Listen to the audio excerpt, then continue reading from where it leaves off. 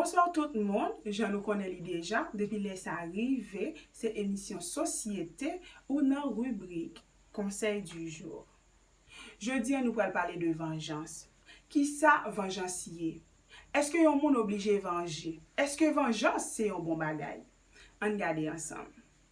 Nous parlons de vengeance, les yon moun décide de jouer une réparation pour yon mal que yon moun ou bien un groupe de moun te fait li.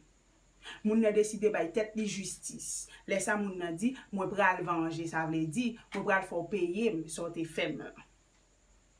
Est-ce que yon moun obligé venger? Non. Yon moun pas obligé venger. Non.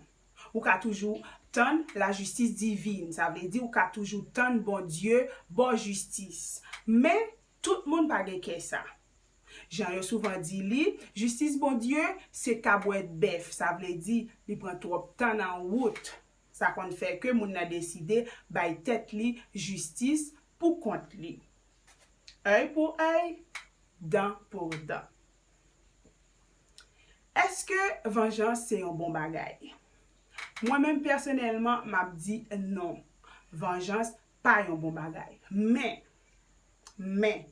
moi pas jamais juger yon moun qui décide venger.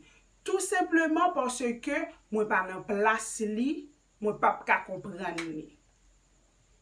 Bon partager yon bagay ensemble avec nous qui t'est rivé là dans Port-au-Prince. Te gen de moun, de dame qui habité même côté, yo te voisine. Gen yon qui te gen yon seul petit. L'autre là, il te gen 4 petits moun. Yon bonjour dame qui gen yon seul petit là, petit li en mouri. Dame là, nous connaissons ça veut dire les moun gen yon seul petit moun et petit moun nan mouri. Dame nan crié toute l'eau dans col. Dame nan pas ka kembe col tellement dame nan relé peut-être petit moun nan li gen qui mouri. Parent petit moun nan pas ici. Parent nan tande ti moun nan mouri, li dit pas enterrer ti moun nan derrière non, tan moi vini pour faire enterrement. Qui ça madame nan fait, tan parent nan vini et les parents nan vini, yo dégager yo et puis après ça yo enterrer ti moun nan. Yo semaine après la mort ti moun ça. Voisine madame qui gen 4 ti moun nan, li gen yon ti moun qui mouri. La crier petite li mouri etc. la préparer enterrement. Deuxième semaine, en fait semaine ça, yon ti moun mouri. Deuxième semaine, nan, beaucoup même fait premier enterrement, il y a deuxième ti moun qui mouri. Ah, konya tout moun a dit, oh, deux enterrement, moun nan gen deux ti moun nan mort, etc. La crié, el pas ka kembe école. Troisième semaine, nan, il y a troisième ti moun qui mouri. Pas oublier, il te gen 4, il rete yon. Le troisième petit client mouri, li couri. La met à genoux dans pied voisine nan. Li dit voisine s'il vous plaît, quittez l'autre graine nan pour moi. Tant pris s'il vous plaît, fais-moi cadeau l'autre graine. Voisine nan dit moi même madame par contre ça dit non par contre rien.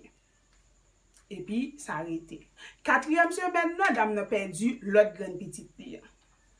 Ça vient faire que tous les 4 petites dames nan mouri. Et moun qui t'a raconté histoire, li dit dame nan tout prend la rue, li fou. Bon, c'est moun qui fait enterrement 4 ti moun yo. On font ti réfléchir. 4 ti moun sa yo qui mouri. Qui ça te fait qui mal? Rien. Mais yo te mouri quand même. Grande petite dame nan qui mouri en tout. Qui ça te fait qui mal? Rien. Mais elle mouri quand même. L'autre bagarre encore. Ou gen 4 petites pas vrai? On dit que ou te al prend des engagements. Côté kounia, engagement retourné des akwe pour. Kounia là, yo mando pour sacrifier yon ti moun. Ou gen 4 petites. Ba yon nan po yo, ou arrêter ak toi. Non. 4 po yo tellement important pour ou, tellement aimé yo, ou pas ba yon nan de yo. Mais ou ka al prend graine pa voisine nan, ou sacrifier. Bon. L'autre prend engagement nan. Qui rapport voisine nan te gen nan ça? Est-ce qu'elle te doit manger comme engagement? Pour qui ça c'est petite balle là qui pour payer engagement ça à côté prend? Bon l'autre bagay encore. Est-ce que dame qui gen un seul petit là t'es obligé venger? Non, il pas obligé venger. Il te qu'attendre justice bon Dieu. Bon Dieu t'a bal justice. Mais tout, est-ce que dame qui gen 4 petites là t'es obligé manger seul graine petite dame non? Non. Il pas obligé faire ça. C'est vrai ça triste. L'obtenir nos bagages comme ça, il mord dans entrailles. Mais C'était façon pa dam nan pou te venger seul grain petit li ya. Ou te dit que li pap gen petit, pas vrai, ou manger grain petit li ya. Pas vrai? Li même tout li dit ou pap gen petit, li manger 4 pour là. Au final, nous tous les deux perdons, mais qui est-ce qui perdit plus? Ou même qui gagne 4 là? Ou perdit 4, li perdit youn. Ou te connaît que c'est exactement ça on fait dans la vie en wap ouais? Bien sûr. C'est loi la vie. La vie pas qu'on fait cadeau. Ça fait c'est li wap ouais. Ça planté c'est li wap récolter. Ou planter maïs, les récoltes là wap tan pour récolter du riz. Il n'y a pas aucun sens, rien du tout comme sens.